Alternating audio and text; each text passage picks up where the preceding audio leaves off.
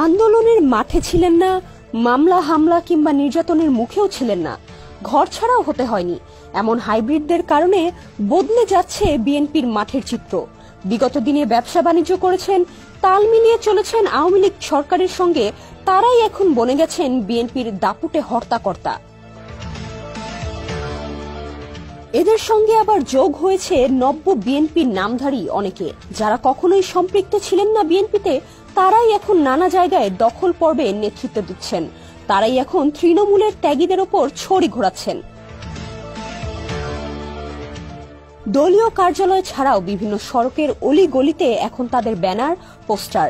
বিভিন্ন নেতার বাসাবাড়ি কিংবা অফিসেও বাড়ছে এসব নেতাদের পদচারণা।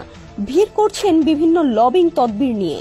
অন্যদিকে দীর্ঘ 17 বছর ধরে যেসব নেতাকর্মী রাজপথে ছিলেন, মামলা হামলায় সর্বশান্ত হয়েছেন, পঙ্গুত্ব বরণ করেছেন, ঘর ছাড়া হয়েছেন, তারা এখন অসহায়।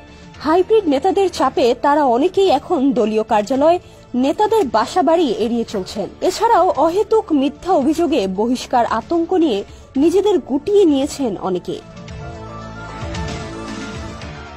বিএনপির স্থায়ী কমিটির সদস্য সেলিমা রহমান এ বিষয়ে বলেন, বিএনপির নাম ভাঙিয়ে চাঁদাবাজি করা ব্যক্তিরা আওয়ামী লীগ থেকে আসা অনুপ্রবেশকারী। ওই দলটির নেতাকর্মীরা এখন খোলস পরিবর্তন করে বিএনপিতে অনুপ্রবেশ করার চেষ্টা করছে। এ বিষয়ে দলের নেতাকর্মীদের সতর্ক করা হয়েছে। নেতারা বলছেন, বিএনপির সুদিনের সম্ভাবনায় এখন অনেক হাইব্রিড নেতাই যুক্ত শুরু করেছেন। আওয়ামী লীগের অনেক সুবিধাভোগী খোলস পরিবর্তন করে বিএনপির রাজনীতিতে সম্পৃক্ত হতে চাচ্ছেন। এসব নেতাকর্মী দেশের বিভিন্ন জায়গায় অপকর্মে জড়িয়ে পড়েছেন। চতুর প্রকৃতির হাইব্রিড নেতারা সুযোগ বুঝে সটকে পড়লেও ধরা খাচ্ছেন বিএনপির কতিপয় নেতাকর্মী, যাদের অপকর্মের দায়ে হতে হচ্ছে বহিষ্কার।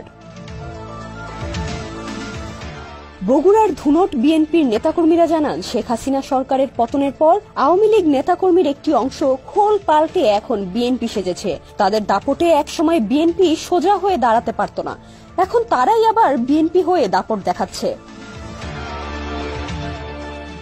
এ বিষয়ে দলের সিনিয়র যুগ্ম মহাসচিব রুহুল কবির রিজভী বলেন, হাইব্রিড নেতাদের বিষয়ে তারা সতর্ক রয়েছেন। দলে যোগদান অনুষ্ঠান বন্ধ রাখা হয়েছে। এরপরও বিভিন্ন জায়গায় বিএনপির নাম ভাঙিয়ে অনেকে অনেক অপকর্ম করছেন, যাদের সঙ্গে বিএনপির ন্যূনতম কোনো সংশ্লিষ্টতা নেই। বিএনপির দুর্দিনে যারা ত্যাগ স্বীকার করেছেন, পরিশ্রম করেছেন, দল তাদের মূল্যায়ন করবে।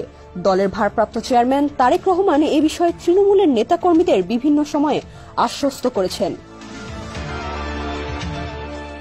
নুসরাত জাহান, ডেস্ক রিপোর্ট, সমকাল।